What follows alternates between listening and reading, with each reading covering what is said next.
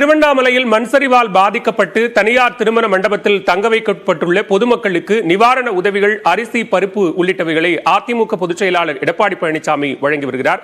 நேரலை காட்சிகளை பார்க்கலாம். கூடுதல் விவரங்களோடு இணைகிறார் செய்தியாளர் சதீஷ். சதீஷ், விவரங்களை பதிவு செய்யலாம். கட்டாயமாக பலவேல் நவம்பர் 30 டிசம்பர் 1ஆம் தேதிகள் திருவண்ணாமலையில் பெய்த கனமழை காரணமாக மண் சரிவு ஏற்பட்டு அதில் 7 பேர் மண் சரிவில் சிக்கி இறந்தார்கள்.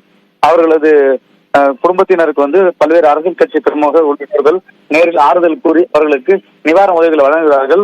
இந்நிலையில் அதிமுக பொதுச் எடப்பாடி பழனிசாமி இன்று திருவண்ணாமலைக்கு வருகை தந்து மண் சரிவால் பாதிக்கப்பட்டு தனியார் திருமண மண்டபத்தில் தங்க வைக்கப்பட்டுள்ள 100க்கும் மேற்பட்ட குடும்பங்களை நேரில் சந்தித்து அது குறித்து விசாரித்து அவர்களுக்கு அரிசி, பருப்பு உள்ளிட்ட நலத்திட்ட உதவிகளை வழங்கினார். மேலும் உயிரிழந்த 7 பேரின் திருவுருவப் படத்திற்கு மலர் தூவி மரியாதை செலுத்தி அவர்களது உறவினருக்கு தலா 1 லட்சம் ரூபாய் நிவாரண உதவியாக வழங்கி அவர் குடும்பத்தினருக்கு ஆறுதல் கூறினார். இதனைத் தொடர்ந்து தற்போது நிகழ்ச்சியை முடித்துக் கொண்டு தற்போது கிளம்புவார். விவரங்களுக்கு நன்றி சதீஷ்.